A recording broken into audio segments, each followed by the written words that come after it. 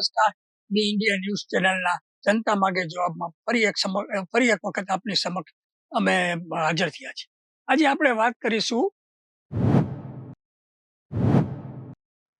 આવતીકાલે જે ઈદનો તહેવાર છે અને ભારતીય જનતા પાર્ટીએ જે મુસ્લિમો માટે જે સોગાતે મોદી નામની કીટની જે ભેટ આપવાની જે જાહેરાત કરી છે એના વિશે આપણે વાત કરીશું. એ વાત ઉપર આવીએ પહેલા એક વસ્તુ સ્પષ્ટ કહી દઉં કે અમે કોઈ પણ જાતના રાગ દ્વેષ જાતિ જ્ઞાતિ ધર્મના ભેદભાવ વગર માત્ર પ્રજાના હિતની વાત હોય, પ્રજાને મુશ્કેલી પડતી હોય અથવા તો રાષ્ટ્રહિતની વાત હોય એ માટે થઈને જ અમે અહીંયા એક સરકારનું ધ્યાન દોરવાના શુભ હેતુથી અને સૂચન કરતા હોય છે કે ભાઈ આવું કરવાથી પ્રજામાં વધારે સરકારનું સારું લાગે. એ હેતુથી અમે આ જનતા માગે જવાબની અંદર પ્રજાની વિવિધ સમસ્યાઓ, રાષ્ટ્રની ઉન્નતિ માટે શું કરવું જોઈએ, શું જરૂરી છે અને રાષ્ટ્રની લોકોની અંદર એકતા રહે એ માટેની વાત અમે આમાં કરતા હોય છે. આજે ખાસ કરીને મેં કહ્યું એમ જે ઈદનો તહેવાર આવી રહ્યો છે આવતીકાલે, ત્યારે સૌથી પહેલા કોઈ પણ રાષ્ટ્રના વિકાસ માટે થઈને પાયાની 2 કે 3 મહત્વની જરૂરિયાત હોય છે. એમાં સૌથી પહેલા તો દેશની અંદર જો તમે એકતા હો તો તમારો દેશ, કોઈ પણ દેશ વિશ્વનો વિકાસ પામી શકે, એની આર્થિક, સામાજિક, મનોવૈજ્ઞાનિક એની પ્રગતિ થઈ શકે છે. દુનિયાના તમે જુઓ ઘણા બધા દેશો, યુરોપ, અમેરિકાથી માંડીને જર્મનીથી લઈને ઇવન આરબ દેશો પણ તમે જુઓ, ત્યાં આપણા હિન્દુઓ મોટી સંખ્યામાં કામ કરે છે અને કરોડો રૂપિયા ભારતમાં લાવે છે. તો એ આરબ દેશોની અંદર પણ કોઈ વાદ વિવાદ નથી અને બધા હળી મળીને રહે છે.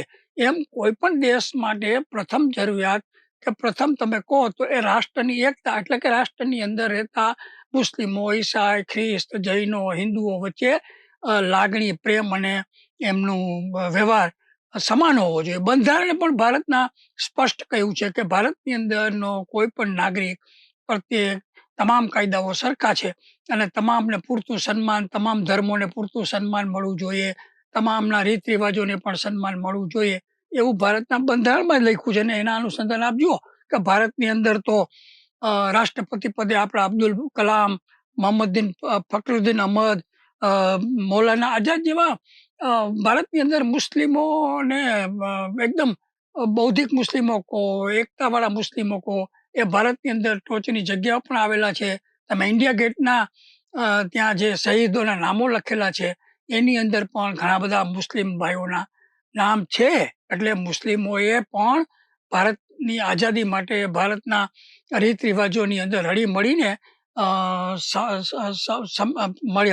રહે છે અને રહેવા જોઈએ તો જ આ દેશનો વિકાસ થઈ શકે. અને બીજી વાત આપણે કહીએ તો શિક્ષણ, જે દેશની અંદર શિક્ષણને સૌથી મહત્વ આપવામાં આવે, એમાં ખાસ કરીને વિજ્ઞાનને મહત્વ આપવામાં આવે તો એ દેશની પ્રગતિ અને આર્થિક પરિસ્થિતિ અને લોકોનું જીવન ધોરણ રોકેટ ગતિએ વધતું હોય છે. તમે આજે જુઓ અમેરિકામાં સુનિતા વિલિયમ્સને મસ્કનું સ્પેસ રોકેટ લાવી શક્યું, જે અતિ આધુનિક અને વિજ્ઞાનનું પેલું સરસ છે. આપણે ત્યાં આજે કમનસીબે વિજ્ઞાન કરતા આપણે ધર્મ ધ્યાન ખોટા નથી, પણ વિજ્ઞાન પેલું છે. આપણે ઔરંગઝેબની કબરનો વિવાદ કરી અને ઔરંગઝેબની કબર માટે થઈને તોફાનો થાય એના કરતાં સુનિતા વિલિયમ્સને લઈ આવવા માટેના રોકેટ માટેની સંશોધનની જો એટલી જ તીવ્રતા આવે તો આ ભારતના 80 કરોડ ગરીબ લોકોનું જીવનના અંદર સોનાનો સૂરજ ઉગી શકે છે. કહેવાનો અર્થ એ છે, ફરીથી કહું છું કે કોઈ પણ ધર્મની અંદર કોઈ પણ મુસ્લિમ હોય, હિન્દુ હોય, ભારતની અંદર પણ 98% હિન્દુઓ અને 98% મુસ્લિમોને કોઈ વાદ વિવાદ નથી, કોઈ ઝઘડો નથી, બધા હળી મળીને રહે છે. માત્ર 2% જેઓ રાજકારણની અંદર એનો સત્તાનો ઉપયોગ કરે છે, તુષ્ટિગુણની નીતિની વાતો કરે છે. વર્ષો પહેલા ભાજપ સત્તામાં નહોતો ત્યારે હંમેશા કહેતો કે કોંગ્રેસવાળા મુસ્લિમોનો પક્ષ લઈને તુષ્ટિગુણની નીતિ કરે છે. આજે 20 વર્ષ પછી જ્યારે ભાજપની અંદર 25 વર્ષની ગુજરાતમાં સરકાર છે અને 12 વર્ષથી આપણે સેન્ટ્રલમાં ભાજપની સરકાર છે, ત્યારે આ જ ભાજપના પક્ષે મુસ્લિમોને ઈદ નિમિત્તે સ્પેશિયલ કીટ આપવાની જાહેરાત કરી. તો હવે કોંગ્રેસવાળા પણ એમ કહેશે કે આ તુષ્ટિગુણનો હેતુ છે. હું તો એમ કહું છું કે તમે જે કહેતા હો, આમાં મોટા ભાગે જે કંઈ ગડબડ થતી હોય છે બે કોમ વચ્ચે, એની અંદર કેટલીક કટ્ટરવાદીઓ સંસ્થા, હું ભાજપ કે મોદીને તો કહું છું કે ભાઈ એ લોકોને એમાં કોઈ રસ ન હોય સત્તા ચલાવી હોય એટલે. પણ જે કેટલીક એની સહયોગી સંસ્થાઓ હોય છે જે કટ્ટરવાદી તરીકે ઓળખાય છે, દાખલા તરીકે ભારતની અંદર પણ ભાજપની ભગીની કેટલીક સંસ્થાઓ કટ્ટર છે. તો એ આ બધા તોફાનો કરાવવામાં કે ભેદભાવ કરાવવામાં સતત રચ્યા પચ્યા રહેતા હોય છે. જેમ અત્યારે આપણે બાંગ્લાદેશમાં કહીએ છીએ કે બાંગ્લાદેશમાં હિન્દુઓ ઉપર અત્યાચારો થઈ જાય તો ત્યાંના કટ્ટરવાદીઓ છે. પાકિસ્તાન તો કટ્ટરવાદીઓની જિયાઉલ હકના સમયથી ભયંકર પાકિસ્તાનમાં આપણા વિરુદ્ધ, એટલે કે હિન્દુઓ વિરુદ્ધ કટ્ટરવાદનો પાયો જિયાઉલ હકે નાખેલો છે. તો આ દરેક વ્યક્તિ પોતાના રાજકીય એજન્ડા અને સ્વાર્થ માટે થઈ અને આવા બધા કરતા હોય છે. પણ મેં કહ્યું એમ 98% જનતાને આની સાથે કોઈ લાગતું વળગતું નથી ને બધા હળીમળીને રહેતા હોય છે. તમે ગુજરાતની અંદર પણ તમે જુઓ તો હું તો સચિવાલયમાં ફરતો હોઉં છું તો એસ છે હૈદર કરીને છે, આઈએસ ઓફિસર, સામિનાબેન હુસેન છે, મોહમ્મદ સાહિલ છે, હમણાં આઈપીએસ સફી હુસેન, તો કૃષ્ણ ઉપર 1 કલાક જે પ્રવચન આપી શકે છે, કદાચ મારા જેવા હિન્દુ હોય કે ખ્રિસ્તી હોય એ પણ એટલું જ્ઞાન ધરાવતા નથી. એટલે કહેવાનો અર્થ એમ છે કે આ બધા હળીમળીને રહે છે. સચિવાલયના આ અધિકારીઓને હું ઓળખું છું, એ એકદમ નિરાભિમાની અને કોઈ કોમવાદ નહીં, અને તમામનું કામ આ લોકો હિન્દુ હોય કે મુસ્લિમ હોય પણ કાયદા મુજબ કરી દેવા માટે મેં નામ આપ્યા હૈદર સાહેબ.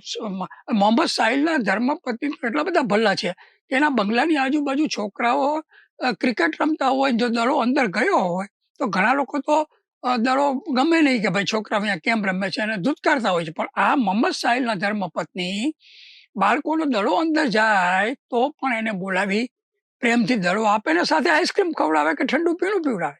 આ મોહમ્મદ સાહિલના ધર્મપત્નીને સલામ કરવી પડે. એ તો મોટા ભાગના બાળકો ત્યાં હિન્દુ રમતા હોય છે. જો હિન્દુ મુસ્લિમનો ભેદભાવ હોય તો આવું શક્ય જ ન બને. એટલે મારો કહેવાનો મતલબ એ છે કે 98% લોકોને, હિન્દુ મુસ્લિમોની પ્રજાને કોઈ વાદ વિવાદ નથી આ ભારત દેશની અંદર. બધા હળીમળીને રહે છે. માત્ર 2% એમાં જે કટ્ટરવાદી સંસ્થાઓ, મુસ્લિમોમાં પણ કટ્ટરવાદી સંસ્થાઓ છે, હું એમ નથી કહેતો, હિન્દુઓમાં તો છે જ, એટલી મુસ્લિમોમાં પણ 2-3% કે 4% હિન્દુવાદી સંસ્થાઓ છે. આપણને જે લોકો હિન્દુ મુસ્લિમના ભેદભાવની વાતો કરતા હોય છે એવા ભાજપના સંખ્યાબંધ નેતાઓ, સુબ્રમણ્ય સ્વામી સહિત, બીજાના નામ નહીં બોલવું અત્યારે, એ લોકોના પુત્ર પુત્રીઓ મુસ્લિમમાં પરણ્યા છે. ચુસ્ત કટ્ટરવાદી ભાજપના પુત્ર પુત્રીઓ મુસ્લિમમાં પરણેલા છે. તો એની સામે કેમ સમગ્ર સમાજનો બહિષ્કાર નથી થતો? મારા ઘરે શિવાજી નો જન્મવો જોઈએ, બીજાના ઘરે જન્મવો જોઈએ. એટલે તોફાનો બીજા કરો, અમે તો નેતા છીએ, અમારા છોકરા તો મુસ્લિમોમાં કે છોકરીઓ મુસ્લિમોમાં પરણે કે પરણે, એનો વાંધો નહીં. કે અહીંયા મૂળ વાત જ એ છે કે આ દેશની અંદર હિન્દુ મુસ્લિમની જો તમે ભેદભાવ પાડવામાં રહો, જેમ અંગ્રેજો ભાગલા પાડો રાજ કરો, એમ અત્યારે પણ આ જ ચાલી રહ્યું છે. પ્રથમ વખત, હું તો એમ કહું છું કે પ્રથમ વખત આ દેશની અંદર ભલે નરેન્દ્રભાઈએ કોઈ પણ રાજકીય ઈરાદો હશે, આ મુસ્લિમો કેટલાક એની વિરુદ્ધ કહી રહ્યા છે કે ભાઈ રાજકીય ઈરાદાથી આ સોગાતે ઈદની કીટ વેચવાનું છે. આખા દેશની અંદર મોદી સાહેબે જે શરૂ કર્યું છે એને આવકારવું જોઈએ. ઈરાદો ગમે તે હશે. પહેલી વાર 12 વર્ષ ભાજપની સરકાર આવી ભારતમાં, અને ગુજરાતની અંદર 25 વર્ષની સરકાર છે. પહેલી વાર આવી રીતે મુસ્લિમોને કીટ આપવાની શરૂઆત કરી છે. જે કંઈ હેતુ હોય, પણ ઈરાદો સારો અને આ પદ્ધતિ આવકારદાયક છે. એ બાને ગમે તેમ માનો કે ભાજપ પાર્ટી પોતે મુસ્લિમોની વિરોધી નથી એવું તો કમસે કમ દેખાડવાનો આ સનિષ્ઠ પ્રયાસ ગણી શકાય. એની સહયોગી સંસ્થાઓ, મને ખબર છે કે એ તો ચુસ્ત વિરોધમાં જ છે, એટલે એની વાત આપણે પછી કરીશું. આજે સૌથી પહેલા ગુજરાતમાં અને ભારતભરમાં આવતીકાલે ઈદ છે. સમગ્ર વિશ્વના મુસ્લિમો માટે રમઝાનના દિવસો અને ઈદનો તહેવાર સૌથી મોટો તહેવાર છે. ખ્રિસ્તીઓમાં પણ હાલ ઈસ્ટર ઉપવાસના 40 દિવસો ચાલી રહ્યા છે. ઈદના પવિત્ર તહેવાર પ્રસંગે બી ઇન્ડિયા ન્યૂઝ ચેનલ અને જનતા માગે જવાબ અમારા કાર્યક્રમ દ્વારા સર્વ મુસ્લિમ ભાઈ બહેનોને હૃદયપૂર્વકની શુભકામનાઓ પાઠવું છું. ઈદના તહેવાર આપણા જીવનમાં ખૂબ ખૂબ ખુશી લાવે તેવી પણ દુઆ કરું છું. ભારતના તમામ મુસ્લિમો આનંદ અને સુખમાં દિવસો આગામી વર્ષોમાં પસાર કરે તેવી પણ દુઆ કરું છું.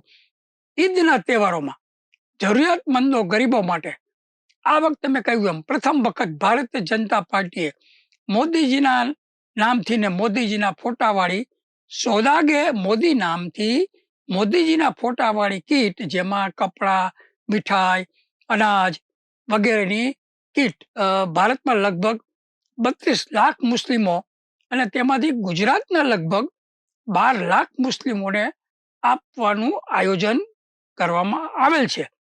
ચુસ્ત હિન્દુવાદી પાર્ટી તરીકે છાપ ધરાવતા ભારતીય જનતા પાર્ટી દ્વારા મુસ્લિમોને ખુશ કરવા માટે કીટ આપવામાં આવે એટલે સામાન્ય જનતાને નવાઈ લાગે તે પણ સ્વાભાવિક છે. ગુજરાતમાં એક કીટ લગભગ 800 થી 1000 રૂપિયા સુધીની હોઈ શકે છે તેવી માહિતી પણ મળી છે.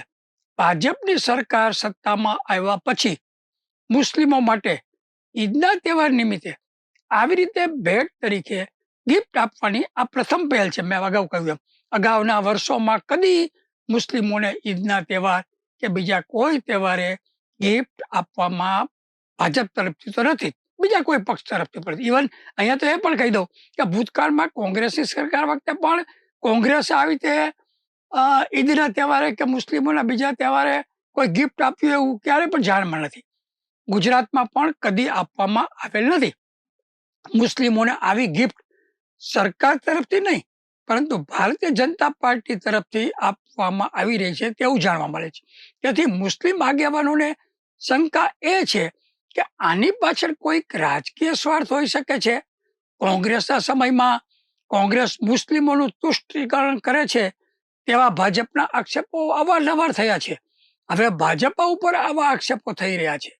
ગુજરાતના મુસ્લિમોમાં પ્રત્યાઘાત અને કીટ અંગેની વાત પછી કરીશું, પરંતુ ભાજપને સમગ્ર દેશમાં 32 લાખ મુસ્લિમોને ઈદ નિમિત્તે કીટ આપવાની કેમ જાહેરાત કરવી પડી તેના કારણો પણ જોવા પડે. તટસ્થ પત્રકાર તરીકે એ પણ અમારું કામ છે.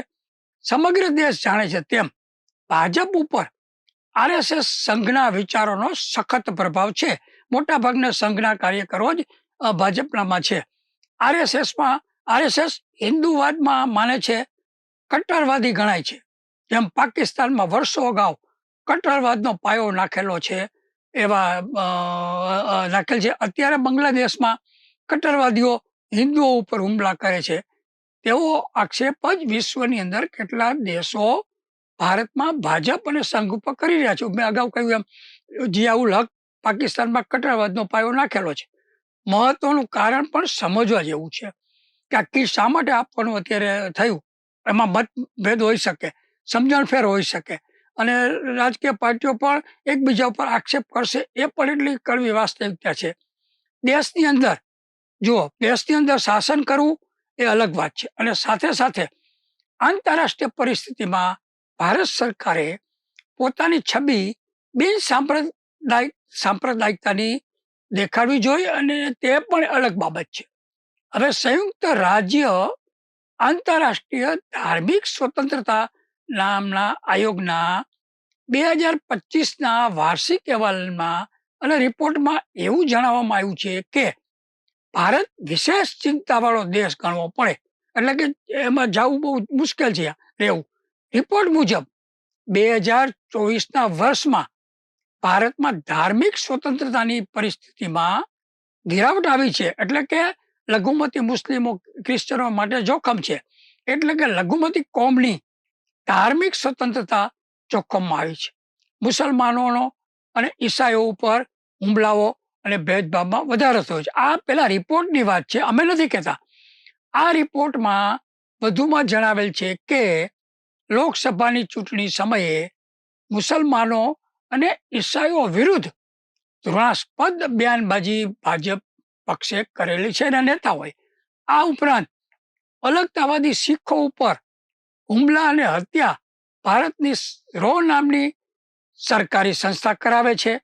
તેથી રોની ઉપર પણ પ્રતિબંધ મૂકવો જોઈએ એવું એક હમણાં 2 દિવસ પહેલાના રિપોર્ટમાં બહાર આવેલું છે. આથી વિશ્વ કક્ષાએ ભારત સરકારની છબી ખરડાતી હોવાથી ભાજપની સરકાર અને ભાજપ પક્ષે ઈદ નિમિત્તે મોદીએ સોગાત નામની આ કીટની જાહેરાત કરવી પડી છે એવું કેટલાક મુસ્લિમ આગેવાનો જણાવે છે. જેથી ભારત સરકારની છબી વધુ બગડે નહીં. અત્યંત ધનિક આરબ દેશો નારાજ થાય નહીં, એ પણ એક બીજું મુખ્ય કારણ છે. ભારતની કુલ લગભગ 140 કરોડની જનસંખ્યામાં મુસ્લિમોની સંખ્યા 14% વધારે, એટલે કે એટલે કે 25 કરોડની આસપાસ છે. વિચાર કરો, આ દેશમાં 25 કરોડથી વધુ, કદાચ અત્યારે 30 કરોડ થઈ ગયા હશે, એની સંખ્યા હોય એને તમે હવે એને કોઈ પણ કટ્ટરવાદી સંસ્થા હોય તો એને તમે ભારતમાંથી કાઢી મૂકી શકવાની તો કલ્પના પણ ન થઈ શકે. એ વહીવટી રીતે પણ શક્ય નથી અને માનવતાના ધોરણે શક્ય નથી. અને ભારતના બંધારણ મુજબ પણ ભારતની અંદર રહેતા મુસ્લિમો ભારતના જ નાગરિક છે સત્તાવાર, એટલે એમને કાઢવાની પરિકલ્પના કરવી કે સપના જોવા એ મૂર્ખોના સ્વર્ગમાં રાચવું જેવું છે. મુસ્લિમોમાં કદાચ મેં અગાઉ કહ્યું એમ 1% 2% આતંકવાદીઓ હોઈ શકે તો તમે એ આતંકવાદીઓને જુદા પાડો, પણ 98-99% મુસ્લિમો આપણા હિન્દુઓની જેમ જ સજ્જન ને સરળ છે. તો એની સાથે હળી મળીને રહેવું એ જ આ દેશના વિકાસ માટે અત્યંત જરૂરી છે. ગુજરાતમાં મુસ્લિમોની સંખ્યા, ગુજરાતની વાત કરીએ તો 70 લાખથી કદાચ વધારે હોઈ શકે છે, 75-80 લાખ. અને સૌથી વધુ વસ્તી દુનિયામાં ખ્રિસ્તીઓની છે. જુઓ, આ ખ્રિસ્તીઓની આખી દુનિયામાં વધુ સંખ્યા છે ને આપણા ભારતીયો દુનિયાભરના ખ્રિસ્તી દેશોની અંદર લાખોની સંખ્યામાં છે. તો ત્યાં તો કોઈ ખ્રિસ્તીઓએ ભારતીયોને માર્યા ના, ત્યાં કોઈ તોફાનો કર્યા તો કે ના, ત્યાં મંદિરો તોડી નાખ્યા તો કે ના. તો ત્યાં બધા હળી મળીને રહે છે ખ્રિસ્તીઓની બહુમતી હોવા છતાં. ત્યાં ભારતમાં જ કેમ આ વિવાદ થાય છે? એ પણ એક ચિંતન અને ચર્ચાની બાબત છે. ભારતીય હિન્દુઓની સંખ્યા દુનિયામાં ઘણી ઓછી છે. ભારતીય જનતા પાર્ટીએ મુસ્લિમોની નારાજગી અને રોષ દૂર કરવાના ઈરાદાથી ઘર વપરાશની વસ્તુઓની કીટ આપવાની શરૂઆત કરી છે. હું અગાઉ ભૂલી ગયો કહી દઉં કે ખ્રિસ્તીઓની વસ્તી પછી સૌથી વધુ વસ્તી દુનિયામાં મુસ્લિમોની છે. એ પછી બૌદ્ધોની આવે છે, જે ચીનમાં, છેલ્લે ભારતમાં હિન્દુઓની વસ્તી આવે. બહુ આપણી ઓછી સંખ્યા છે. એટલે આ જે કીટ આપવાની શરૂઆત કરી છે તે હું તો સારી બાબત ગણું છું કે કમસે કમ એક એનાથી સારો મેસેજ તો જાય છે ભાજપનો કે નરેન્દ્રભાઈનો કે ભાઈ અમે મુસ્લિમોની વિરુદ્ધ નથી. પરંતુ દેશભરના મુસ્લિમ આગેવાનો અને મુસ્લિમ બુદ્ધિજીવીઓ આને જરા પણ ગંભીરતાથી લેતા નથી અને શંકા રાખે છે. કારણ કે ગુજરાતમાં ભાજપની સરકાર અને દેશમાં ભાજપની સરકાર આવ્યા પછી મુસ્લિમોને ઉતારી પાડવાની, તેમની સાથે ધૃણા વધે તેવી કાર્યવાહી અને બયાનબાજી કરવાની ભાજપ દ્વારા અને ભાજપના સહયોગી પક્ષો, સહયોગી સંસ્થાઓ દ્વારા સતત કરવામાં આવી રહેલ છે. તેમ મુસ્લિમો, બુદ્ધિજીવી મુસ્લિમો અને આગેવાનો માને છે. એક તરફ ગરીબ મુસ્લિમોને મદદના હેતુસર મફત કીટ આપવાની શરૂઆત ભાજપે કરેલ છે. અને બીજી બાજુ ગરીબ મુસલમાનો માટે કર્ણાટકમાં અનામતની જોગવાઈનો વિરોધ ભાજપ દ્વારા જ કરવામાં આવી રહ્યો છે. ભાજપના ઉત્તર પ્રદેશના સત્તાધારી પક્ષના ટોચના નેતા એકવાર એવું નિવેદન કરેલું કે 100 મુસ્લિમ પરિવાર વચ્ચે એક હિન્દુ કુટુંબ સલામત નથી અને 100 હિન્દુ પરિવાર વચ્ચે એક મુસ્લિમ પરિવાર સલામત છે. આમ મુસ્લિમોને ભયમાં રાખવાનું આ નિવેદન છે. ઉત્તર પ્રદેશમાં 11 વર્ષથી ભાજપના શાસનમાં મુસ્લિમોના ભયમાં વધારો થયો છે. થોડા મહિના પહેલા કાવડ યાત્રા વખતે યુપીમાંથી પસાર થતી વખતે તમામ દુકાનદારોએ તેમના નામો લખવાનો સરકારે હુકમ કરેલો. આની પાછળનો હેતુ ભાજપની સરકારનો, યુપીનો એ છે કે દુકાન મુસ્લિમ છે કે હિન્દુની, જો મુસ્લિમની દુકાન હોય તો આ કાવડ યાત્રા ત્યાંથી પસાર થાય તો એમાંથી ખરીદી કરવી નહીં. અથવા આ લોકો મુસ્લિમો છે, એની દુકાનો મુસ્લિમો છે, એટલે તમારે આ મુસ્લિમો છે એવી એક માનસિકતા લોકોના મગજમાં ઊભી કરવી અને ધૃણાસ્પદ ભયની લાગણી ઊભી કરવી. આ બાબતે ઉહાપો થયો અને છેલ્લે કોર્ટમાં મામલો ગયો. એટલે સુપ્રીમ કોર્ટે પણ આ હુકમ સામે અમલવારી નહીં કરવા માટે સ્ટે આપવો પડેલો છે. પણ અહીંયા કહેવાનો અર્થ એ છે કે ભાઈ તમે એક બાજુ કીટ આપવાની વાત કરો છો અને બીજી બાજુ તમારા ઉત્તર પ્રદેશની અંદર કોણ મુસ્લિમના નામ લખો ઢીકણું કરો, એની હેતુ મુસ્લિમોને ભયમાં રાખવાનો. તો એ પણ એ વિચારવા લાયક બાબત છે, અને મુસ્લિમો વિચારે એ પણ સ્વાભાવિક છે. આ બાબત મુસ્લિમ વિરોધી માનસિકતા સર્જવાની છે તેમ મુસ્લિમો માને છે. ઉત્તર પ્રદેશમાં હોળી દરમિયાન મુસ્લિમો ઉપર કલર છાંટવાના મુદ્દે ભાજપના એક નેતાએ એવું નિવેદન કરેલ કે મુસ્લિમ કલરફુલ કપડાં પહેરે છે તો કલર છાંટવામાં શું ફેર પડવાનો, છાંટવો જોઈએ. સવાલ એ છે કે મુસ્લિમો કે હિન્દુ તેની ઈચ્છા ના હોય તો તેની ઉપર કલર છાંટી શકાય નહીં, પરંતુ અહીં મુસ્લિમો પર કલર ઈચ્છા ન હોય તો પણ છાંટવાનો હેતુ ફલિત થાય છે, એટલે કે મુસ્લિમોને ઉતારી પાડવાનો હેતુ ફલિત થાય છે. ઝારખંડની ચૂંટણી દરમિયાન ભાજપના નેતા હેમંત બિસ્વાએ ભાષણમાં મુસ્લિમ વિરુદ્ધ જે રીતે બોલ્યા છે તે અહીં બોલી શકાય તેમ નથી, એટલું બધું ખરાબ બોલેલા છે. મુસ્લિમ વિરુદ્ધ ભાજપના આ નેતાએ બેફામ વાણી વિલાસ કરેલો છે. એ જ રીતે ભાજપના સાંસદ રમેશ બિઘુડીએ પણ ભરી લોકસભામાં મુસ્લિમ સાંસદોને બેફામપણે અપમાનિત કરેલા છે. એવી જ રીતે ભાજપના ધારાસભ્યો દિલ્હી કે ઉત્તર પ્રદેશના રવિન્દ્રસિંહે મંચ પરથી જાહેરમાં મુસ્લિમોનું અપમાન કરેલ છે. દુર્ગા વિસર્જનના સમયે પણ ઇરાદાપૂર્વક મસ્જિદ પાસેથી પસાર થવા સમયે મુસ્લિમ વિરોધી સૂત્રો અને વાતાવરણ ભાજપના સહયોગી સંગઠને કરેલું હતું, છતાં ભાજપની સરકારને રોક્યું નહીં. ભારતની ઘણી બધી કબર નીચે હિન્દુ ધાર્મિક સ્થળો છે તેવી અરજીઓ કોર્ટમાં કરવામાં આવી રહેલ છે. હવે એક વચ્ચે વાત કરી દઉં કે હમણાં તાજેતરમાં જ આજે ઈદ આવી રહી છે, ત્યારે સર્વ બધા મિત્રો જાણીએ છીએ કે ઈદમાં મસ્જિદની અંદર ઇબાદત કરે છે, નમાજ પઢવામાં આવે છે, એના ધર્મના ધારાધોરણને નીતિ મુજબના શ્રદ્ધાપૂર્વક, જેમ આપણે બધા હિન્દુઓ મંદિરમાં જાય, ખ્રિસ્તીઓ ચર્ચમાં જાય, એમ આ ઈદના દિવસે મસ્જિદમાં જાય નમાજ પઢવા. હવે આમાં મેરઠના સુપ્રિન્ટેન્ડન્ટ પોલીસે એવો ફતવો, હું તો કહું છું, બહાર પાડ્યો કે જે મુસ્લિમ ભાઈ બહેનો રોડ ઉપર નમાજ પડશે એના ડ્રાઇવિંગ લાયસન્સ બંધ કરી દેવામાં આવશે અને એનો પાસપોર્ટ પણ રદ કરી દેવામાં આવશે. હવે પહેલો મુદ્દો તો એ છે કે પાસપોર્ટ રદ કરવાની સત્તા આ એસપી આઈપીએસ કેવી રીતે થઈ ગયો છે બુદ્ધિહીન, કે એ તો વિદેશ મંત્રાલયના તાબામાં આવે. વિદેશ મંત્રાલય પહેલા તો જે તે વ્યક્તિનો પોલીસ રિપોર્ટ કે બીજું એની શું ખોટું કર્યું છે માગે, એ પછી એનો પાસપોર્ટ રદ થઈ શકે. એમને પાસપોર્ટ રદ ન થઈ શકે ને એસપીના સત્તામાં આવતું પણ નથી. અને બીજું, તમે એ જે કહે છે કે રોડ ઉપર મુસ્લિમોએ નમાજ પડશે તો અમે આવું કરશું, અહીં મુસ્લિમો રોડ ઉપર નમાજ એટલે કઈ માનો કે આજે આસમ રોડ ઉપર કે રિલીફ રોડ ઉપર કઈ રોડ ઉપર નમાજ નથી પડતા હોતા. અહીંયા એ મુસ્લિમોનો હેતુ એવો હોય છે કે એના શરીયતમાં ને એમાં એના ધર્મમાં એવું લખેલું છે કે જેટલા વધુ સાથે મુસ્લિમો નમાજ પઢે તો એનું પુણ્ય વધારે મળતું હોય છે. એટલે હવે તમે વિચારો કે મસ્જિદોની સંખ્યાની અંદર મસ્જિદોમાં 500-700 મુસ્લિમો સમાઈ શકતા હોય, પણ 1000 મુસ્લિમો ભેગા થઈ જાય તો એ મુસ્લિમો રોડ ઉપર, એટલે ખાલી મેદાનો હોય, ત્યાં વાહન વ્યવહાર નડતો ન હોય અને કોઈ પબ્લિકને તકલીફ પડતી ન હોય એવી જગ્યાએ નમાજ પડતા હોય છે. એમાં કઈ રોડ ઉપર એટલે કઈ 4 રસ્તા કે સિગ્નલની વિરુદ્ધ કરવાનું નથી.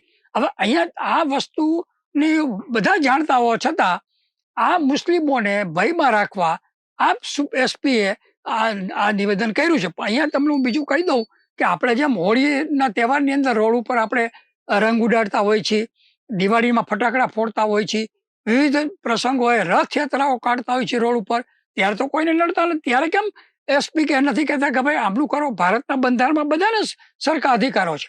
અહીં મુસ્લિમો રોડ ઉપર પ્રજાને નડે, વાહન વ્યવહારને નડે એનો હું વિરોધી છું, પણ મેદાનની અંદર ખાલી જગ્યા હોય કે જ્યાં કોઈને નડતા ન હોય એવી જગ્યાએ નમાજ પડે તો એમાં લાયસન્સ રદ કરવાની કે પાસપોર્ટ જપ્ત રદ કરવાની વાત જ ક્યાં આવે? આ કહેવાનો અર્થ એ છે કે આવી રીતે તમે મુસ્લિમોને ભયમાં રાખો અને બીજી બાજુ તમે કીટ વેચો તો એ કઈ રીતે શક્ય બને? અહીંયા ફરીથી હું કહું છું કે આ દેશનો વિકાસ એકમાત્ર એકતાના હશે, હિન્દુ, મુસ્લિમ, શીખ કે ઈસુ, આપણે ખ્રિસ્તીઓ. તાજેતરમાં ખ્રિસ્તીઓનું પણ સરકારી સંત કહેવાતા મોરારી, હું તો બાપુય નહીં કહું, મોરારીએ જે ખોટું નિવેદન કરેલું છે એનો પણ હું ખ્રિસ્તીઓ બાબતનો પણ એપિસોડ કરવાનો છું કે ભાઈ સાચી વસ્તુ શું છે. આજે આપણે જે વાત કરીએ છીએ એની અંદર મેં કહ્યું એમ કે ભાઈ તમે યુપીમાં ભાજપના ટોચના નેતાએ કબ્રસ્તાન વિરુદ્ધ શમશાનનો નારો લગાવી મુસ્લિમોની લાગણી દુભાવેલ છે. વધુ બાળકોવાળા એટલે કે મુસ્લિમો હિન્દુ બહેનોના મંગળસૂત્ર લઈ લેશે, બેમાંથી એક ભેંસ મુસ્લિમોને આપવી પડશે જો કોંગ્રેસ સત્તામાં આવશે તો. આવા અનેક નિવેદનો, કાર્યવાહી મુસ્લિમોની લાગણીઓ દુભાઈ અને તેઓ સતત ભયમાં જીવે તેવું વાતાવરણ ભાજપના સહયોગી સંગઠનો કરી રહ્યા છે તેવું કેટલાક મુસ્લિમો જાહેરમાં કહી રહ્યા છે. રાહુલ ગાંધીના પિતા ફિરોઝ ગાંધી પારસી હતા, છતાં તેઓ મુસલમાન છે. તેઓ અપપ્રચાર ભાજપની સહયોગી સંસ્થાઓ કરી રહી છે અને મુસ્લિમો પ્રત્યે હિન્દુઓમાં અણગમો ફેલાવવાનો હેતુ છે. ભાજપના મનોહર પારીકરે તો આમિર ખાન વિરોધ પણ મુસ્લિમ હોવાથી ઝુંબેશ ચલાવેલી કે તે મુસ્લિમ છે. એવી રીતે ભાજપના ટોચના નેતાએ શાહરૂખ ખાનને પણ આતંકવાદી જોડે જોડવાની કુચેષ્ટા કરેલી હતી. અને સૌથી વધુ તો બટેંગે તો કટેંગેનો નારો આપનાર ભાજપના નેતાઓ જ છે, એના સહયોગી સંસ્થાવાળા છે અથવા તો સહયોગી સંગઠનો છે. બટેંગે એટલે કે હિન્દુઓ એક થાય તેમ કહેવાનો અર્થ છે. હવે હિન્દુઓમાં ભાગલા કોણ પડાવે? મુસ્લિમો પડાવે છે. દલિતોને કોણ અછૂત ગણે છે? મુસ્લિમો ગણવા ગયા છે કે હિન્દુઓ જ?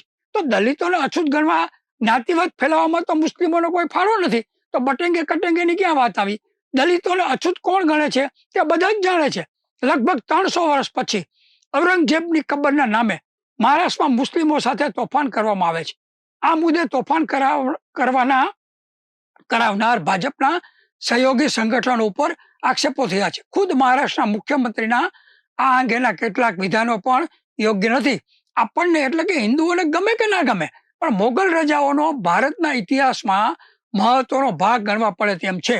300 વર્ષના મોગલોના ભારતના રાજમાં બાબરથી લઈને બહાદુર શાહ જફર સુધીની લાંબી સફરમાં અનેક યુદ્ધ કરી ભારતમાં મોટું સામ્રાજ્ય મોગલોએ ફેલાવેલ છે.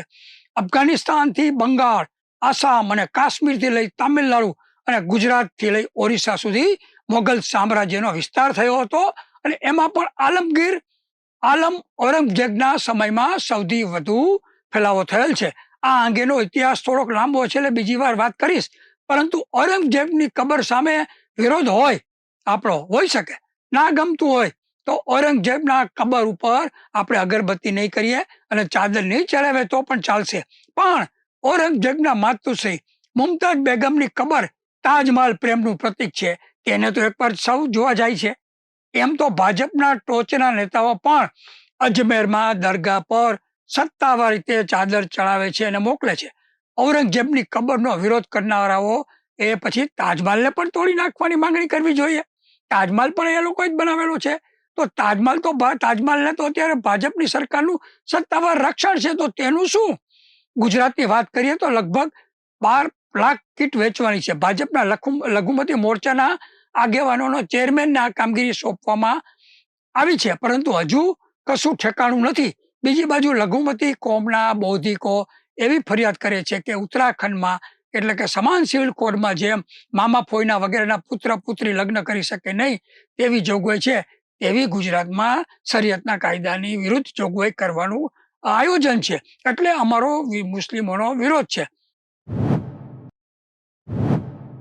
આજે આપણે સમયના અભાવે આટલી વાત કરીએ છીએ. ફરીથી એક વખત આપને હું સૌને ઈદ મુબારક કહું છું. જય હિન્દ, ગરવી ગુજરાત.